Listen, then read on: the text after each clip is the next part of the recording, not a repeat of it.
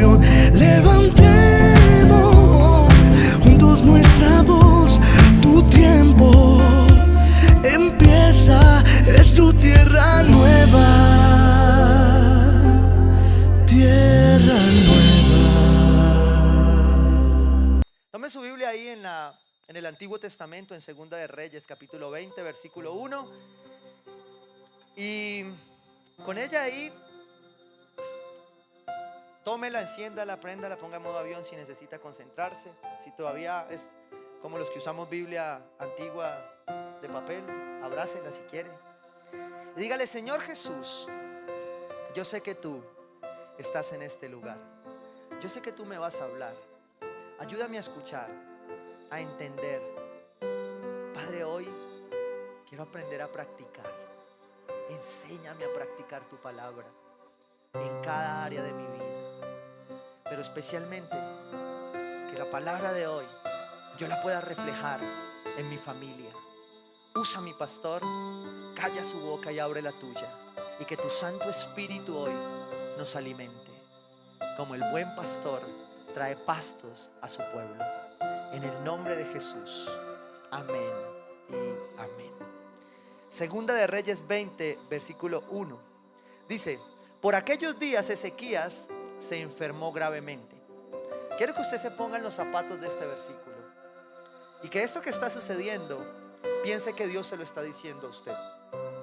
¿Qué pasaría en su vida si estas fueran las palabras de Dios para usted hoy?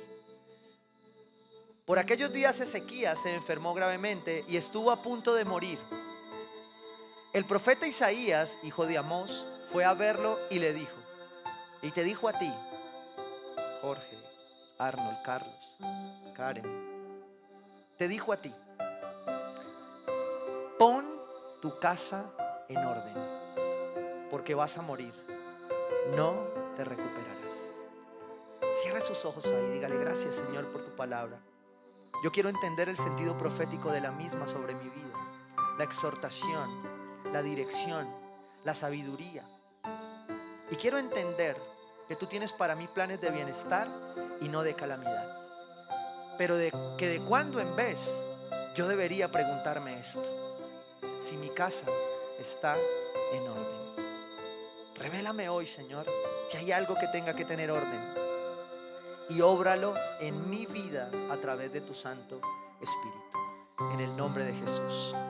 Amén y amén. Estaba en una encrucijada en si arrancar el sermón con el versículo o con un texto que a veces uso para predicar, ¿sí? Y es el artículo 42 de la Constitución Política de Colombia. No les voy a hablar de política, pero desafortunadamente o afortunadamente vivimos en un país democrático donde tenemos que conocer y entender sobre qué está fundamentado.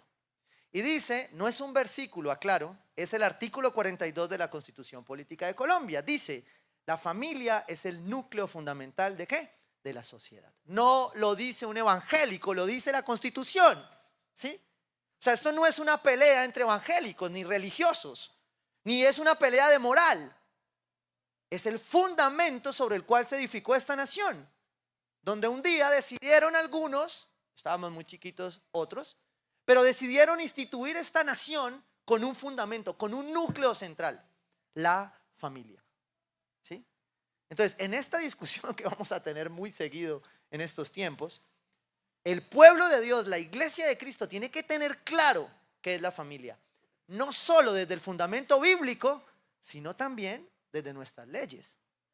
Porque aunque esta mezcla de política y religión es tan compleja, la iglesia no se puede apartar de la realidad social en la que vivimos y de que hacemos parte de ella. Déjeme se lo explico. Dice: se constituye por vínculos naturales o jurídicos por la decisión libre de un hombre y una mujer. Todavía nuestra Constitución dice eso. Gústele al que le guste y al que no le guste, Dios te bendiga, y aquí vamos hablando, ¿sí? Pero ahí dice que es una decisión libre entre un hombre y una mujer. Así está constituida todavía la familia en Colombia. Dice: hombre y una mujer, de contraer matrimonio o por la voluntad responsable de conformarla. Escúcheme esto: el Estado y la sociedad, usted y yo entramos allí en la Constitución a ser la sociedad. El pueblo de Dios es la sociedad. Y al Estado, no solo al Estado, sino a usted y a mí, nos corresponde garantizar la protección integral de la familia. ¿Sí? Y por eso la iglesia tiene que tener claro su responsabilidad y su rol dentro de este ejercicio, ¿sí?, de la realidad en la que vivimos. ¿Sí? Por eso me encanta siempre, una vez al año, recordar este artículo de la Constitución, que me parece tan bíblico además, pero que al final habla de un sustento. Y habla de la raíz sobre al final, puede que destruida, raída, golpeada, pero sobre la cual en su misericordia este pueblo necesita comprender las palabras del que murió en la cruz. Quiero que me entienda esto. Todas esas cosas tienen un sentido profético para una nación. Y cada nación está destinada en medio de eso que construye. Que sea el Señor dándonos mucha sabiduría para, como sociedad, como iglesia, defender la familia y mantenernos firmes en tiempos que van a ser cada vez peores. Amén. Es una descripción muy gráfica. Me encontré entonces algunas cifras que me sorprenden mucho. Una es que Colombia, este titular me confrontó. Colombia es el país en el que nacen más niños fuera del matrimonio. El 84% de los bebés colombianos son concebidos por mujeres que no se han casado ni por lo civil, ni por la iglesia, ni por nada, ni por sospecha, ni por nada. ¿Sí? Es un dato de la Sociedad Colombiana de Pediatría. Y eso tiene una implicación.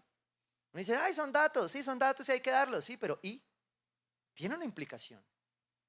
Vamos a profundizar ahora un poco de ella. Esto evidentemente son las raíces de la infidelidad, de la agresión, del abandono, de las adicciones. 4 enemigos grandísimos de la familia. Y estudiando sobre esto, buscando, me gusta leer acerca del tema, encontré un informe de la ONU. Si usted escucha un informe de la ONU, huya. Pero encontré un informe de ONU Mujeres que es muy contradictorio para aquellos que hemos decidido ver la familia desde un principio bíblico. ¿Sí? Y aquí uno ve el mundo como busca el diseño, pero se queda en el humanismo, en cómo quisiera ver esto. Quiero leerles algunos apartes de este informe y dos, tres frases que me llamaron mucho la atención como introducción. Dice, en la actualidad no existe modelo de familia normal. De hecho, nunca ha existido. Y yo dije, stop, un momentico. Vamos a darnos suave. Vamos a tratar de entender qué es lo que esta gente está diciendo. Porque esta gente es la que está gobernando el mundo hoy.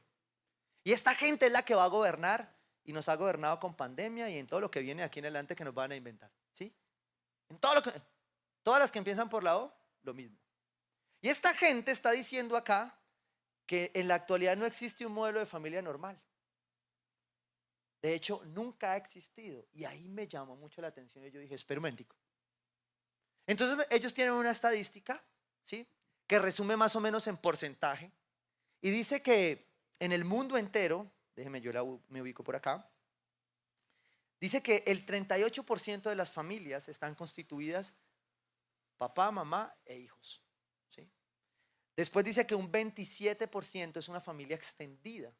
¿Sí? Y eso pasa mucho en Latinoamérica, donde vivimos con papá, mamá, hijos y el abuelo.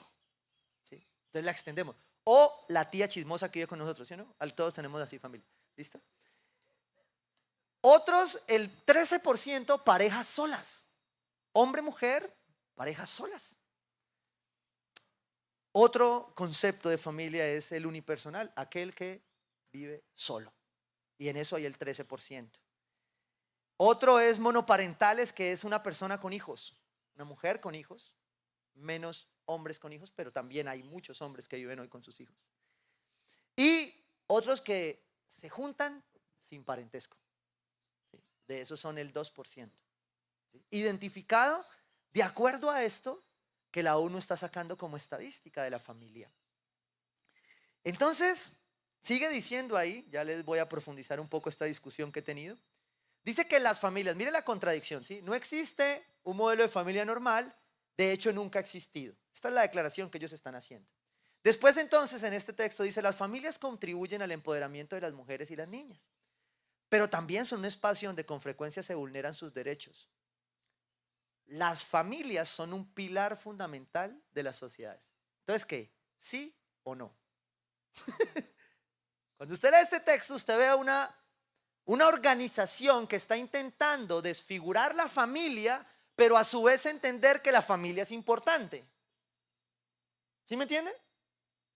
Por eso, un hijo de Dios tiene que estar con el ojo abierto, entendiendo qué es lo que le están diciendo. Y ahora que vamos a entrar en campañas electorales, más, porque usted tiene que votar por principios y tiene que involucrarse en su sociedad por principios. Voy a decirle algo, no hay nadie que le garantice que va a ser así, porque no hay un solo hombre que te lo pueda garantizar, solo Dios. Pero el pueblo de Dios sí tiene que tener claro algunos argumentos y fundamentos bíblicos para interpretar lo que estas organizaciones nos están direccionando. Y esta me llamó mucho. Mire lo que dice. Sin ellas, sin la familia, las comunidades y las economías no podrían funcionar. ¿Cuál es el núcleo de la sociedad? La familia. Sin familia no hay nada. A Dios le plació eso. Se lo voy a mostrar en la palabra.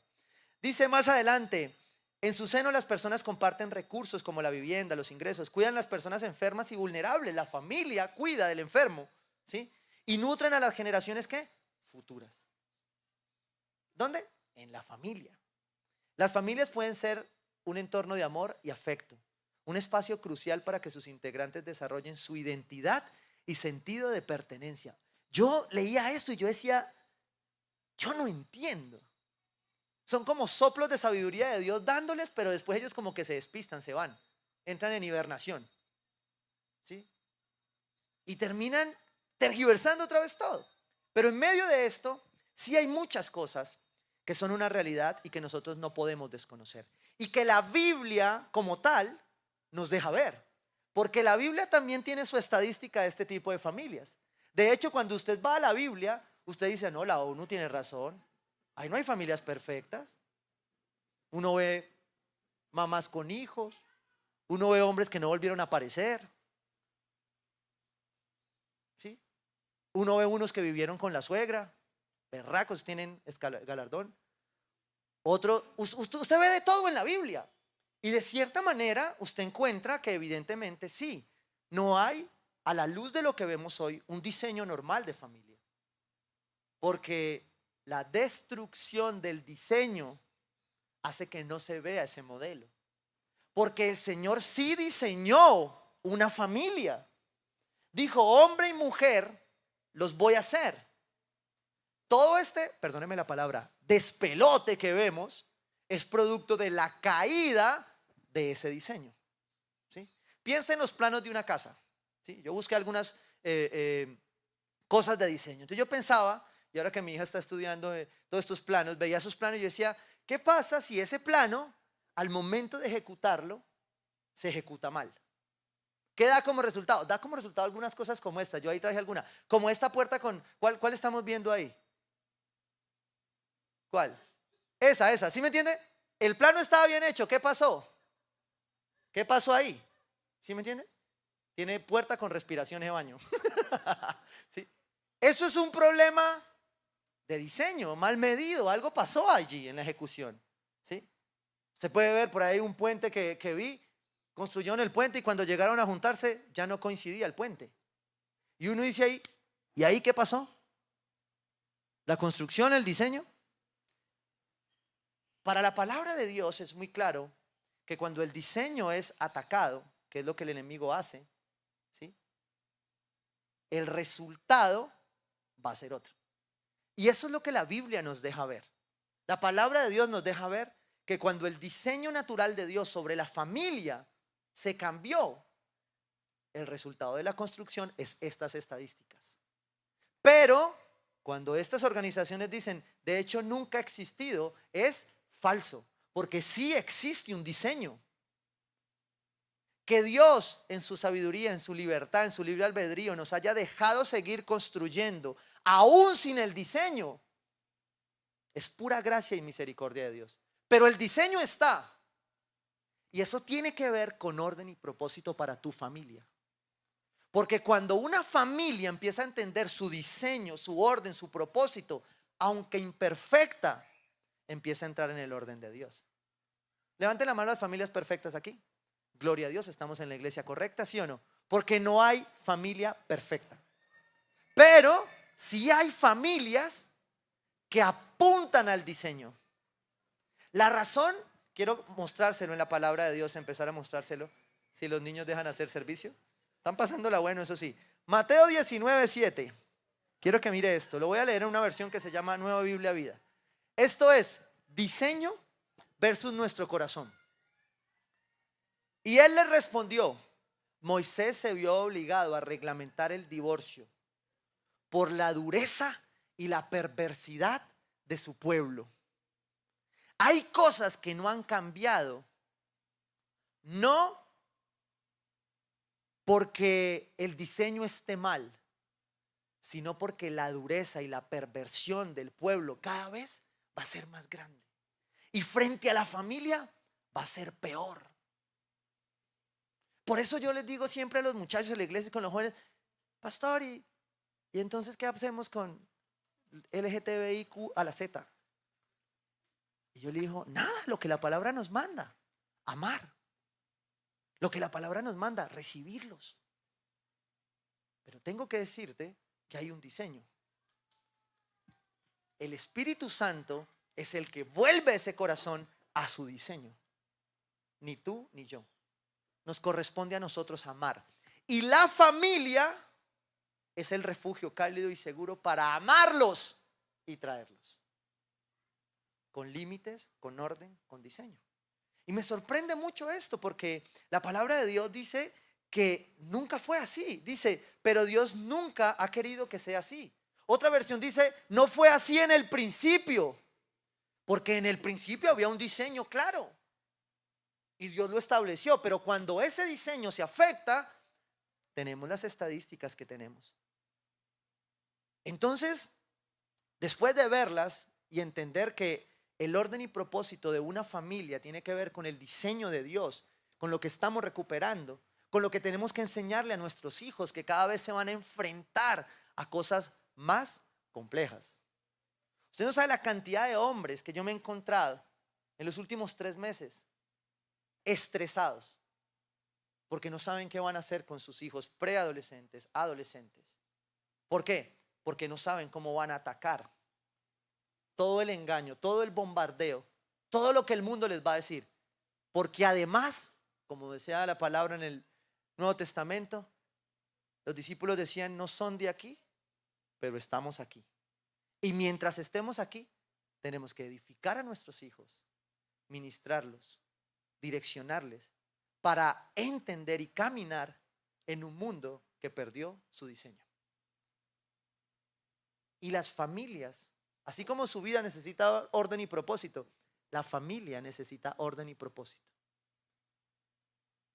Y quiero mostrarle en orden y propósito algo de estadísticas bíblicas o historias bíblicas que nos pueden ir llevando en un camino. Sobre la base de que la familia perfecta no existe. Toda familia enfrenta crisis, enfrenta situaciones.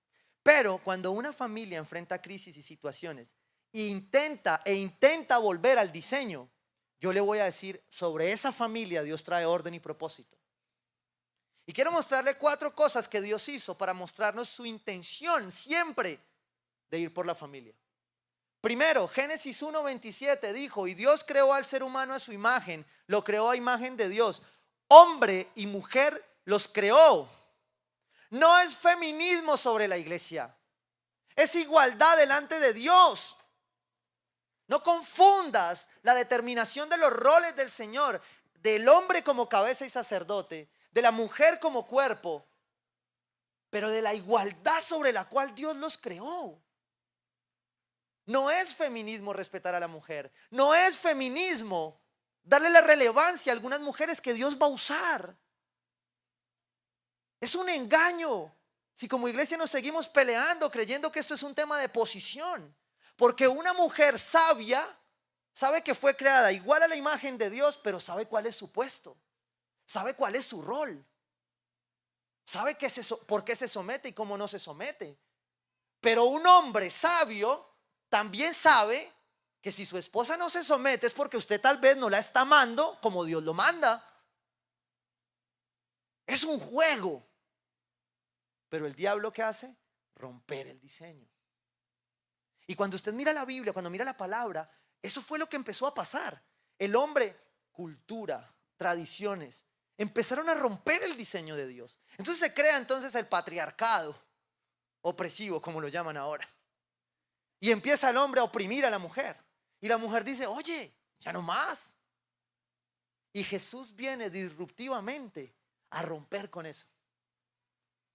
Porque cuando Jesús irrumpe en una nación, irrumpe en una casa, irrumpe para cambiar la tradición, para dejar la religiosidad y para hacer algo nuevo.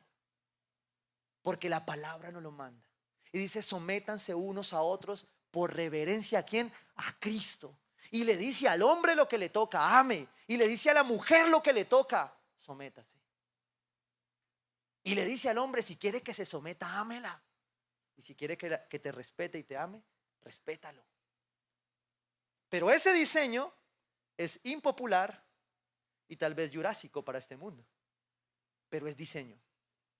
Y Dios, cuando empezó la creación, en su diseño, cuando el arquitecto perfecto se sentó a hacer el plano, dijo un hombre y una mujer. A mí me encantan las series apocalípticas. No es pecado ver series, ¿sí o no? Bueno. A mí me encantan las series estas que retan el fin de los tiempos. Y me encanta verlas con mi hija, la mayor, porque el chiquito se cuela. Pero con la mayor porque confrontamos. Y yo le pregunto, ¿y tú qué piensas de eso? ¿Y cómo va a ser el fin de los tiempos? Y cogemos la Biblia y de eso nos hacemos las películas. Y a veces ella lee la Biblia y me dice, papá, mira lo que pasó en la película, está aquí en la Biblia. Porque cuando el hombre intenta saber cómo va a terminar, usted ve, vea, le pueden meter, vuelvo y le digo, de la L a la Z. Porque ya no saben cómo meterlo. Así no quepa en el guión, lo meten, aunque sea para la foto. Pero cuando usted ve la intención final, el hombre y la mujer. El hombre y la mujer. No hay forma de darle continuidad, ¿sí? Al hombre si no es con un hombre y una mujer. Por más intentos, fue un hombre y una mujer. Por eso la palabra, cuando nos vamos al Nuevo Testamento, dice Hebreos 13:4, tengan todos, ¿quiénes? Todos en alta estima el matrimonio y la fidelidad conyugal, porque Dios juzgará a los adúlteros y a todos los que cometen inmoralidades sexuales. Y yo quiero que usted entienda esto en contexto, ¿sí? El apóstol Pedro aquí en los Hebreos estaba hablándole contra cultura a una generación machista. Porque yo le voy a decir esto y con esto como el cuento me doy con el que quiera. La Biblia no es machista. Jesús no es machista. Jesús, creador de hombre y mujer por igual, te ama por igual. Pero la Biblia sí se desarrolló en contextos culturales donde el hombre truncó el diseño. Pedro está diciéndole aquí a un poco de hombres machistas, para los cuales el divorcio solo operaba para el hombre y no para la mujer, que tenían que ser fieles. El evangelio es contracultura. Claro, el evangelio se va a oponer a todo lo que va en contra del diseño de Dios. Y no confundas estar en contra de todo lo que va en contra, perdón la redundancia, en contra del diseño de Dios, ¿sí? Con no amar a aquellos que están perdidos del diseño de Dios. No confundas una cosa con la otra. Porque es nuestra labor como hijos de Dios llevar a muchos que están confundidos a este diseño. Llamados buenas nuevas, dice la palabra. Tanto ama Dios ese diseño que después de que vio que volvieron y dañaron el diseño, dice la palabra ahí en Génesis, que el Señor vio lo que estaba pasando y que era tan pervertido el mundo que dijo, no, los voy a bañar. Diluvio. Y la instrucción que entrega es la siguiente, Génesis 7:1. El Señor le dijo a Noé, entra al arca con toda, ¿qué? Tu familia. Wow, son detalles de Dios. Es Dios diciendo, a mí me importa la familia. A mí me importa, a mí me interesa que la familia se mantenga. Noé, usted es la familia que más se acerca al diseño. Suba a ese barco que nos vamos. la familia. Siempre Dios apelando a la familia. Y este fue el segundo. Dios apeló a la familia para salvaguardar la humanidad. Números 1 del 3 al 4 dice: tú y Aarón reclutarán por escuadrones a todos los varones israelitas mayores de 20 años que sean aptos para el servicio militar. Para esto contarán con la colaboración de un hombre de cada tribu que sea jefe de una familia patriarcal. Esto era diseño. ¿Por qué? Porque el hombre ejercía el sojuzgar la tierra, el empoderarse. Le había sido dada esa responsabilidad. Y la mujer seguía ejerciendo otra. Pero esta familia patriarcal, ¿sí?, no era por opresión, era porque el hombre tenía una responsabilidad. Y pastor, ¿y entonces eso existe ahora? Claro que existe. Porque el hombre tiene que seguir ejerciendo su responsabilidad. Pero hoy, 2021, ya no como antes. Y siempre pongo este ejemplo, malo, pero me toca ponerlo. Yo tengo amigos que cocinan mejor que muchas viejas. ¿Por qué? Eso no cambia el diseño. Eso es cultura. Pero esos hombres también asumen su responsabilidad y sacerdocio. Sin dejar de hacer lo uno, hacen lo otro. No confundamos el hecho de que hayamos crecido en tiempos, formas diferentes, culturas diferentes, ¿sí?, con mantener el diseño de Dios, que era una familia que tenía al papá como cabeza. Y nosotros tenemos que ser honestos y sinceros. Crecimos en una Latinoamérica, y hoy lo puedo decir con mucho conocimiento. Crecimos en una Latinoamérica donde el matriarcado o la representación de la Virgen nos colocó a la mujer como matrona. Y tal vez eso no le hizo daño al hombre, pero sí le hizo mucho daño a la mujer. Porque le quitó la oportunidad de ser parte del diseño de Dios, siendo la mujer muy importante para Dios. Siendo la mujer un elemento esencial. Tanto que Dios, como dice el pastor Rey Matos, selló la creación con la mujer. Era importante, ¿no? Después de la mujer no creó nada más. Era el sello de la creación. Y eso es diseño. Diseño.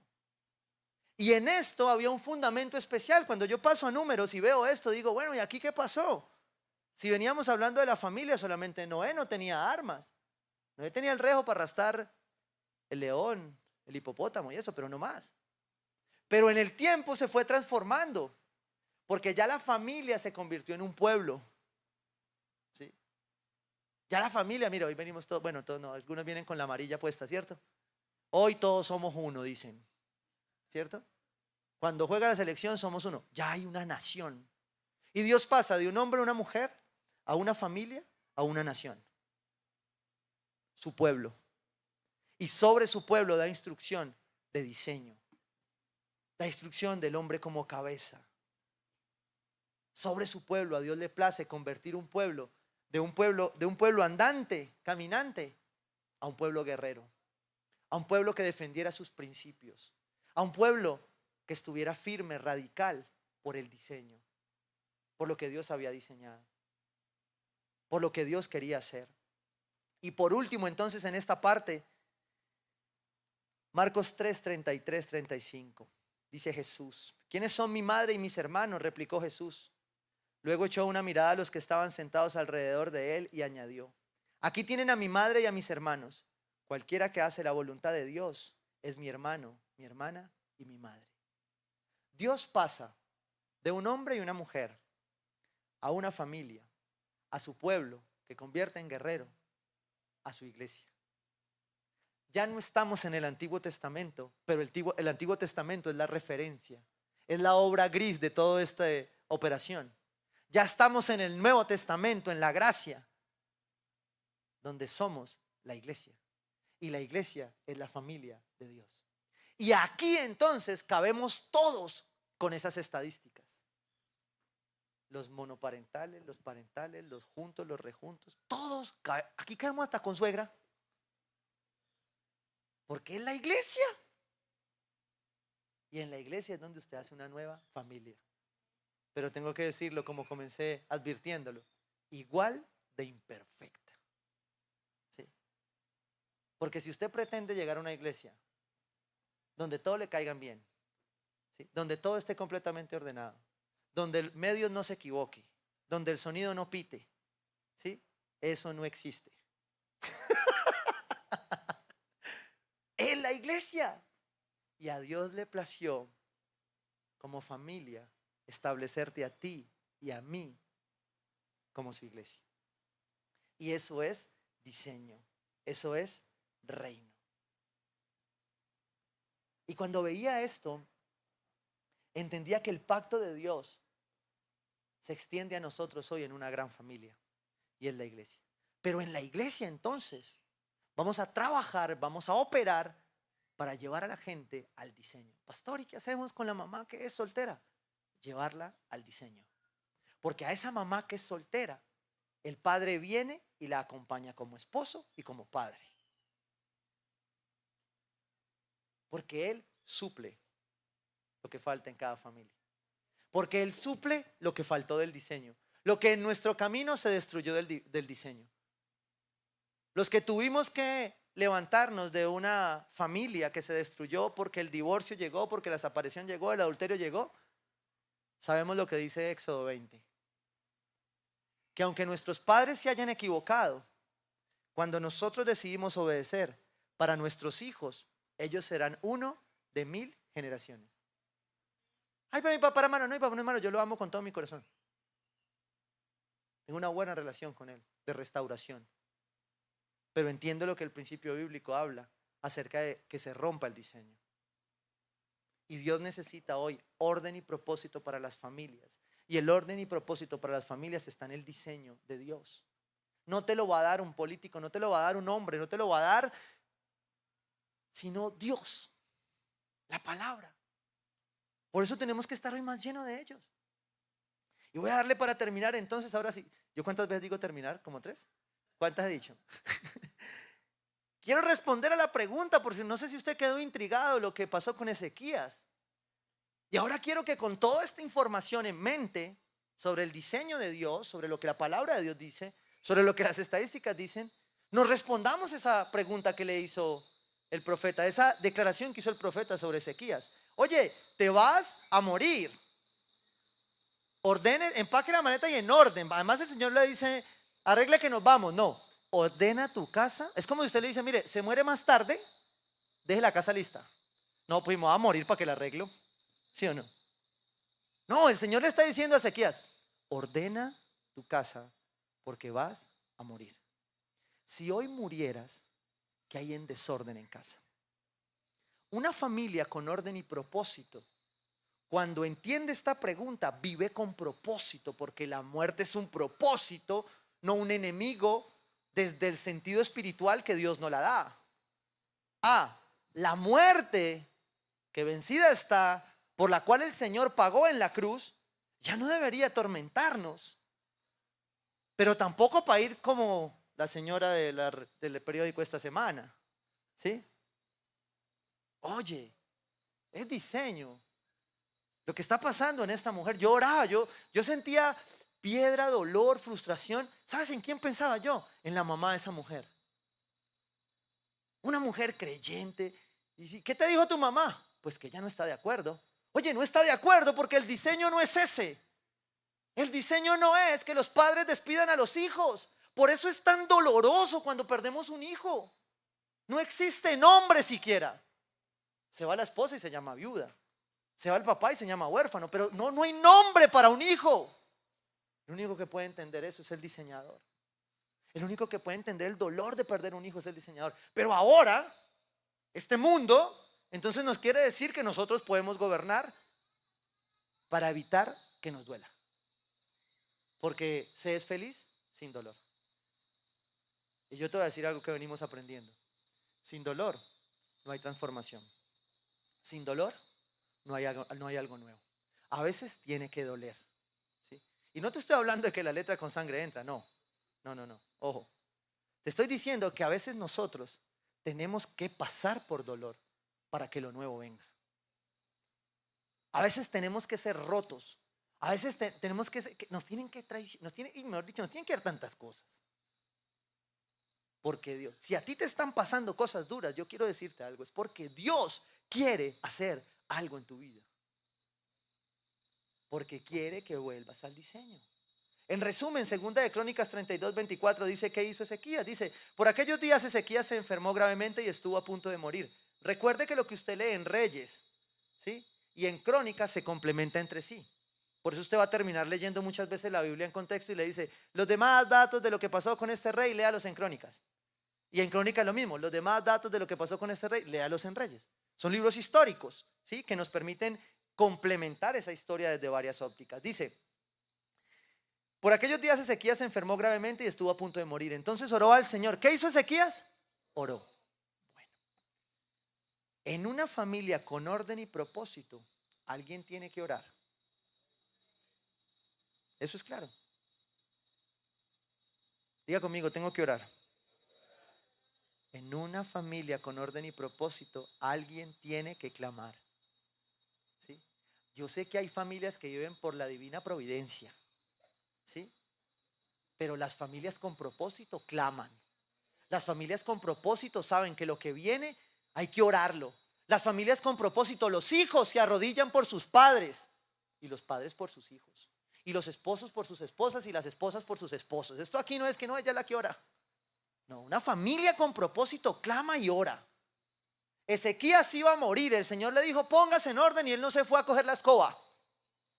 Él se puso a orar. Es más, en Segunda de Reyes dice que él volvió el rostro hacia la pared, ¿sí? A Ezequías le decían Kiko, ¿sí? Y se puso a llorar. No, se puso a orar, dice, rogó al Señor. Pero ¿sabe qué pasa en la familia de hoy? Que hay familias tibias que no quieren orar. Yo sé que es más cómodo ver Netflix, yo sé, pero hay que orar, porque el diseño que perdimos solo lo recuperamos yendo al diseñador, yendo al arquitecto, yendo a él a decirle: Señor, yo me perdí de tu diseño, pero yo quiero que me muestres. Los que tenemos familias reconstruidas, ¿sí?, que por disposición del Señor, por su soberana libertad, tuvimos que tener un hijo y después sumarlo a otra familia. Pero Señor, es que eso no es del diseño. Mire, hay algo durísimo en este tipo de familia, y es ver las familias peleando por imponer el diseño sin entender que el diseño está roto. ¿Cómo quieres intentar ponerle a un hijo que biológicamente fue dividido de su diseño a que ahora se someta a este diseño?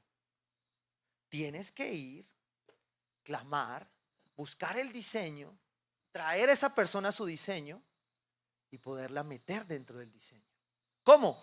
Con amor, con ruego, con clamor, para que esa nueva familia, que para el mundo parece rota, parece no normal, sea diferente.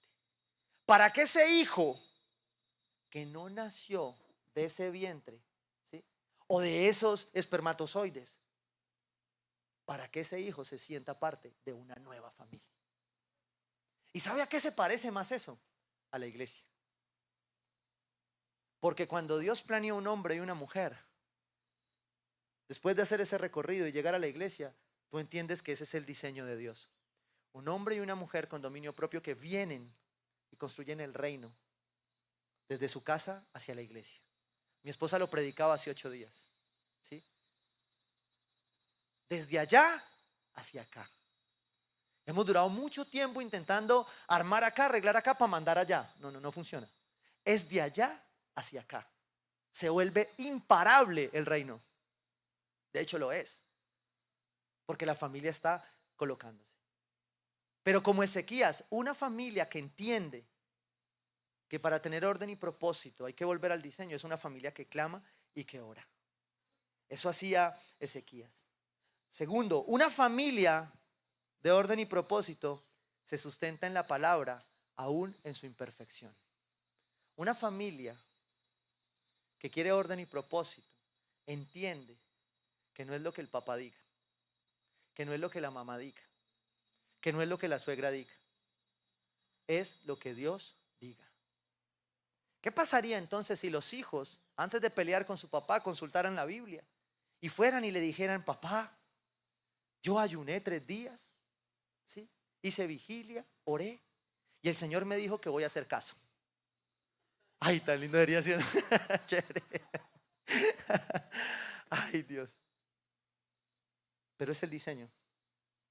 Un joven que se aferra al diseño. Salmo 119. ¿Cómo puede un joven mantenerse en orden? Siguiendo la palabra. Pero leemos, el enemigo ha venido a dañar el diseño de la palabra en la casa. Entonces en la casa ya no se lee la Biblia. Ay, pues eso es viejo, pastor. Sí, ¿y entonces por qué no la está leyendo? Una vez al mes.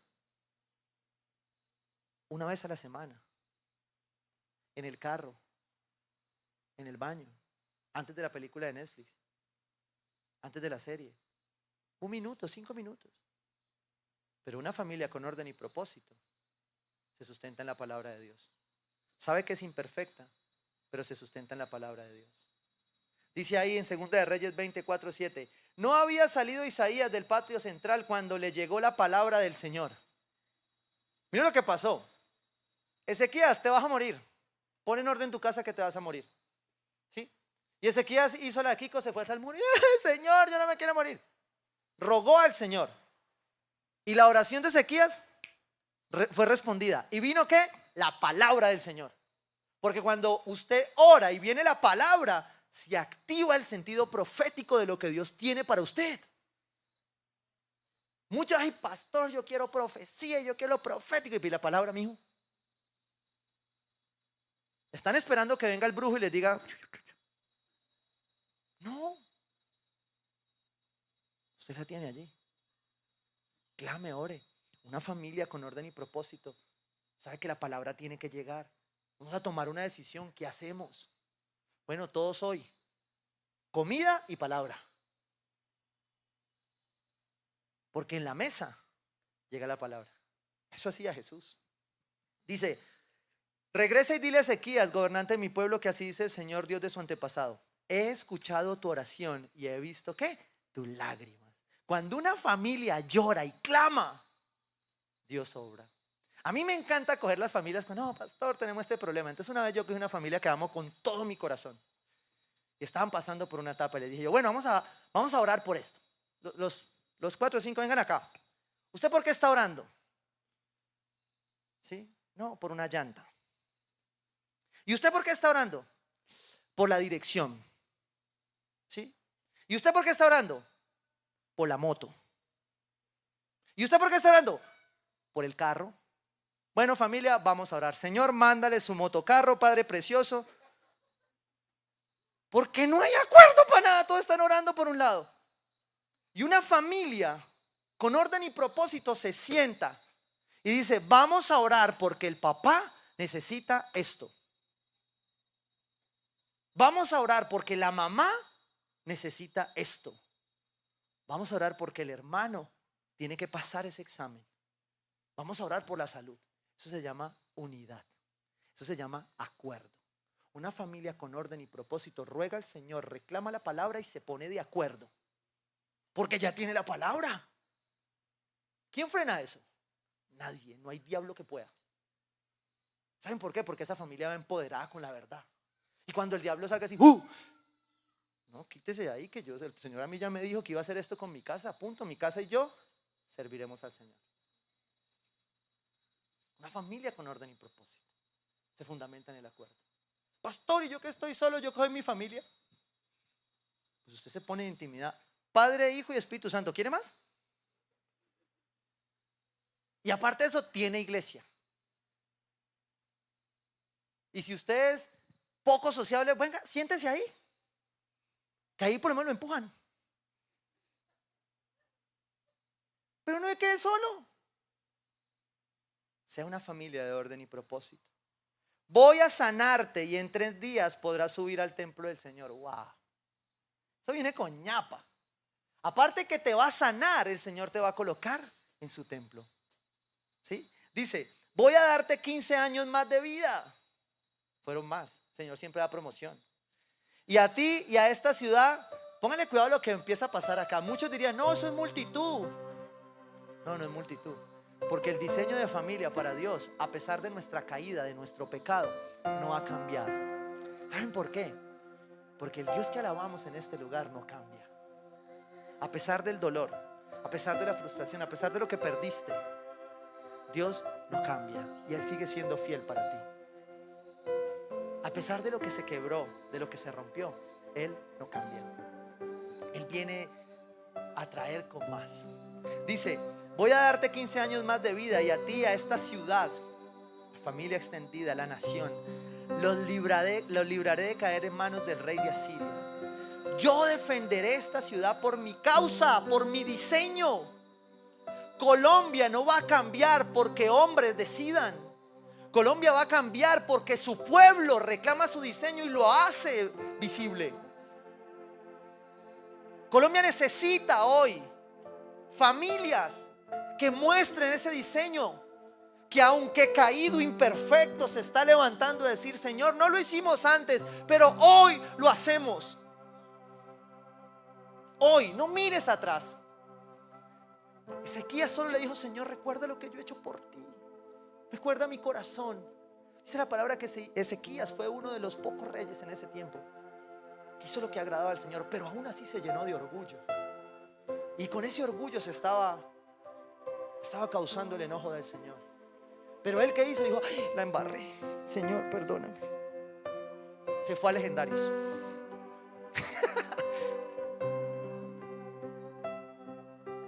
¿Y sabe qué hizo Ezequías? Él sabía que su Dios lo iba a defender. Y él entendió el tercer principio. Él entendió que una familia, que cada integrante de una familia con orden y propósito, pelea, batalla, no abandona. Porque la familia que Dios te haya dado no se abandona. Diga ahí, la familia no se abandona. El pueblo de Dios tiene que dejar de abandonar. Yo no sé si esa familia es tu pueblo, tu tierra.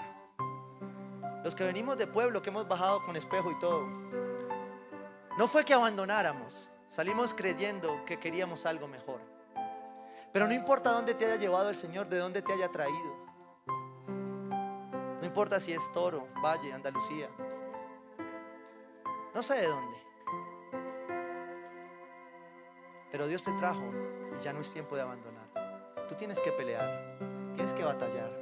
Nehemías 4:13 dice, así que puse a la gente, ¿por qué? Por familias. Usted me está entendiendo lo que la palabra de Dios dice hoy en su diseño, que la familia de Dios poscaída se convirtió en un ejército, en familias que guerreaban y peleaban en oración, con la palabra, con discernimiento, con acuerdo.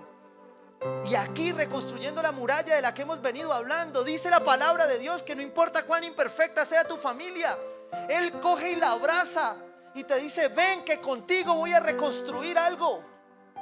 Y dice, así que puse a la gente por familias con sus espadas, arcas y lanzas. Yo veía esto y me imaginaba noviembre hace como 2 años, ¿no? Todos salían con palos de escoba, no sé para qué. Ahí vienen, y salían con los palos de escoba y todo. No, ya más de uno reforzado, ¿no? ¿Por qué? Porque cuando se trata de tu familia, tú peleas. Por eso en esta iglesia creemos en la lealtad a Dios, a la familia y a la iglesia de Cristo. Diga, somos leales. Detrás de las murallas, en los lugares más vulnerables y desguarnecidos, en los lugares donde tu familia más flaquea.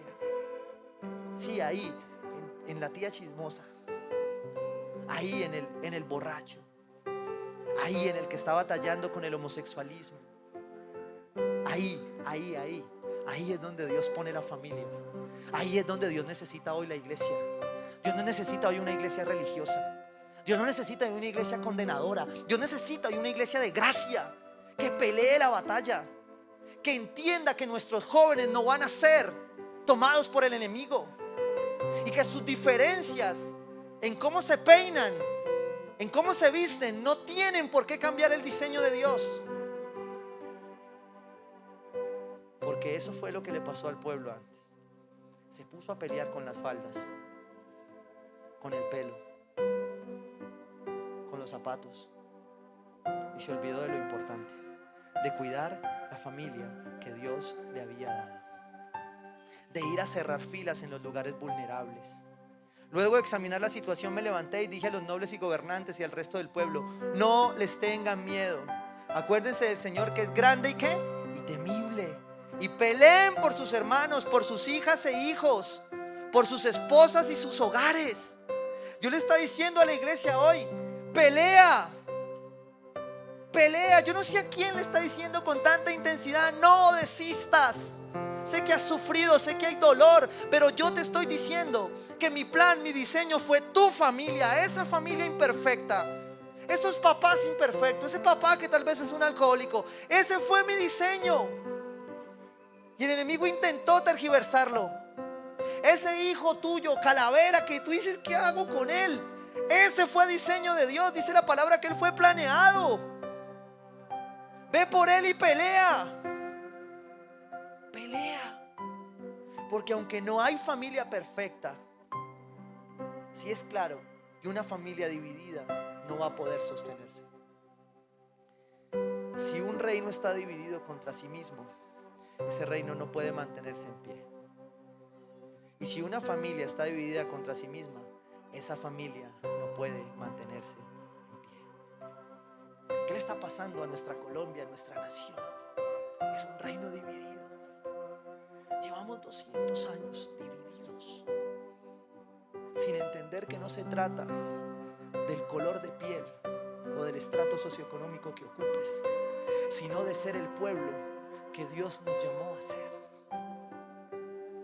Y mientras nuestro himno nacional no cambie, seguiré clamando por esta nación, para que podamos entender esas palabras de aquel que murió en una cruz por esta Colombia, de aquel que murió en una cruz por tu familia, para que lo que tú estás haciendo hoy cobre propósito. Y por lo menos desde Tierra Nueva le digamos a esta ciudad, a esta nación, que las familias que están a nuestro alrededor tienen orden y propósito del reino.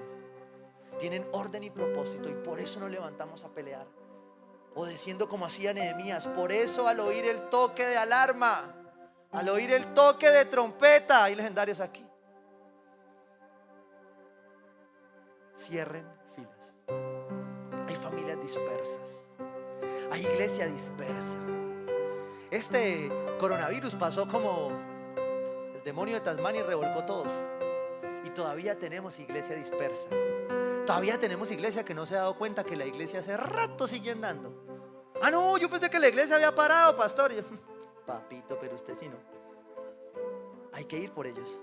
Hay que cerrar filas. No, que yo no puedo ir, pastor. Bueno, pues se conecta, hermano. No, pero yo no puedo seguir. Pues lo hace virtual, porque buen regalo nos dio el Señor para evitarnos los trancones y demás. Pero es tiempo de cerrar filas. Por eso, al oír el toque de alarma, de trompeta, cerramos filas, porque nuestro Dios peleará por nosotros. Dios peleará por tu familia. Dios peleará por tus hijos. Dios peleará aún en ese proceso que tú estás pasando, de esa relación que no pudiste sostener, o de algo que tú no pudiste hacer por alguien. Dios allí va a pelear por ti, y Dios te va a llevar a lo nuevo. Y Dios te va a llevar a los valientes, a los que deciden batallar, pelear por algo nuevo, a los que deciden entregar todo, a los que dijeron: no peleo solo, ya dejo de murmurarme a mí mismo. Hay unos que se paran al espejo a murmurarse ellos mismos y se creen el chisme y todo.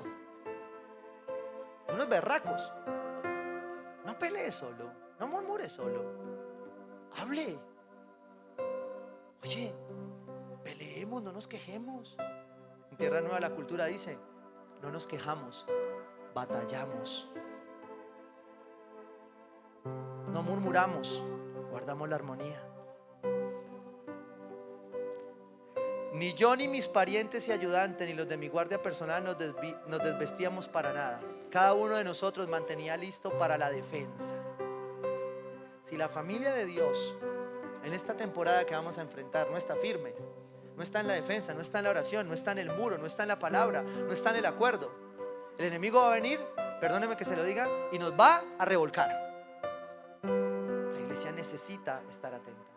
Porque solo una iglesia, solo una familia con orden y propósito puede dejar un legado. Yo sí anhelo que mi hijo siga anhelando a Jesucristo. Yo no sé si usted lo anhela o no, pero yo le quiero decir de parte de Dios hoy que su responsabilidad y la mía es dejar legado. En la historia, el apellido era el legado. ¿Sí? A uno le preguntaban: ¿usted cuál Rodríguez es? De los buenos o de los malos. A uno le preguntaban. A mí me pasó muchas veces en entrevistas, en procesos de selección, en empresas donde Dios, como Dios cumple sus promesas y no nos pone por cola sino por cabeza, en lugares donde Dios me llevó me decían: ay, ¿tú de cuál Rodríguez eres? Y yo: de Caicedonia, mijo. Pero cuando hablamos de legado, es la nueva identidad que hablaba mi esposa hace 8 días. El apellido de la nueva familia. El apellido de Cristo. Y Pablo en Efesios se lo dice a la iglesia de esta manera: por esta razón me arrodillo delante del Padre, de quien recibe nombre toda familia. ¿Cuál es su apellido? El apellido del Padre, el apellido del Hijo, el apellido del Espíritu Santo. De allí proviene tu nombre, de allí proviene tu legado. Es tiempo de predicar la palabra de Dios. Es tiempo de decirle a otros que sí hay una esperanza, que ya no es más por titulares, que es por las buenas nuevas de salvación, dice el Señor. Que esa lucha que tú estás llevando, que esa batalla, que esa adicción, hay alguien que ya hizo todo por ella en la cruz. De quien recibe nombre toda familia en el cielo y en la tierra. Le pido que por medio del Espíritu y con el poder que procede de sus gloriosas riquezas, los fortalezca a ustedes en lo íntimo de su ser. ¿Saben por qué? Porque estamos cerca. Porque el final está por venir. El final, dice Malaquías, tranquilo que no les voy a predicar del diezmo. Malaquías 4, versículo 2. Pero para ustedes que temen mi nombre, se levantará el sol de justicia. Mírelo así. Para aquellos que temen el nombre de Dios, se va a levantar un sol de justicia sobre sus hijos. Yo veo hoy familias tomando decisiones, dando testimonios de milagros en esta iglesia. ¿Saben por qué? Porque decidieron ser legado. Decidieron volver al diseño. Y aunque imperfectos, golpeados y destruidos, dijeron: yo creo en ello. Y Dios entonces, en medio de eso, empezó a hacer lo nuevo. Empezó a levantar el sol. Dice: se levantará el sol de justicia, trayendo en sus rayos salud. Tenemos un pueblo enfermo que necesita del diseño de Dios y que necesita de aquel que envió a su Hijo como perfecto diseñador para mostrarnos que en milagros nos iba a sanar, porque en la cruz murió por nuestras enfermedades. Y yo no sé por qué vengo insistiéndole tanto esto a la iglesia, pero la iglesia de Cristo cree que Él es un Dios de milagros, o va a vivir como otro normal. Porque el Jesús al que yo le creo es un Jesús de milagros. El Espíritu Santo que me infunde nuevo aliento cada día es un espíritu que trae milagros, porque los he visto. He visto sanidades. Y yo no sé si tú estás batallando con que eso Dios pueda o no hacerlo. Yo te quiero decir hoy: si tú te vuelves a su diseño, Él obrará. Si tú pones en orden tu casa, Él obrará. Malaquías 4:6 dice: Él hará que los padres se reconcilien con sus hijos y los hijos con sus padres, y así no vendré a herir la tierra con destrucción total. El ministerio de los últimos tiempos es el ministerio de restauración de la familia. Es el ministerio donde Dios va a venir a juzgar, pero sobre la familia, sobre la cual advirtió división en una etapa, sobre esa familia va a venir a traer restauración. Y en este mes vamos a volver a ese diseño. Para que no lo lea en Malaquías, porque sé que a algunos les da ronchas pasar por ahí. Lucas 1:17. Él irá primero delante del Señor con el espíritu y el poder de Elías. Sí, está hablando de Juan. Para reconciliar a los padres con los hijos y guiar a los desobedientes a la sabiduría de los justos, y guiar a aquellos que se han perdido del diseño de familia a ese diseño. Pero no por cómo se visten, cómo se paran, cómo comen, sino por lo que en su corazón Él está regresando a ese diseño. De este modo preparará un pueblo bien dispuesto para recibir al Señor. A mí sí me encantaría que cuando Él venga me encuentre en mi casa, me encuentre en mi iglesia, me encuentre con mi familia en Cristo. Ahí estábamos viendo el partido, no importa.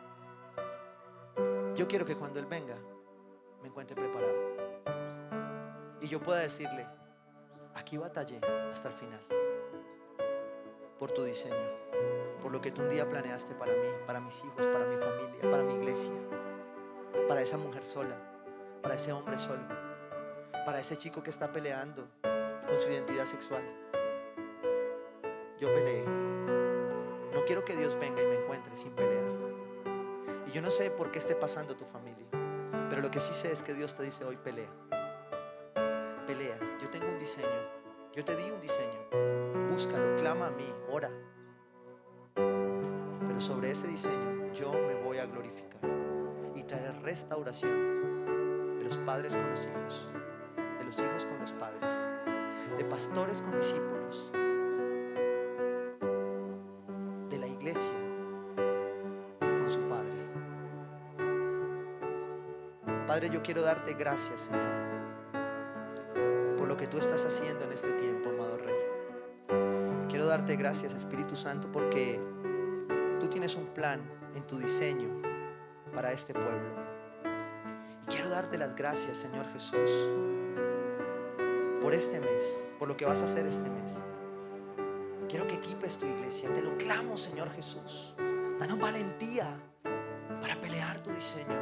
Danos valentía para dejar un legado en nuestros hijos, en nuestras hijas. Danos valentía, dale valentía a la mujer que está sola para dejar un legado a través de tu palabra en estos hijos. Dale valentía al hombre que está caminando solo, esperando tu tiempo. Dale valentía a aquellos que están siendo restaurados para hacerlo en orden y propósito. Y Padre, que como iglesia de Cristo para esta nación seamos luz y le demos orden y propósito en medio de la desesperanza. Te amamos, Señor Jesús, te exaltamos y creemos, amado Rey, que tú eres quien va a obrar en esta casa, en el nombre de Jesús. Amén y amén.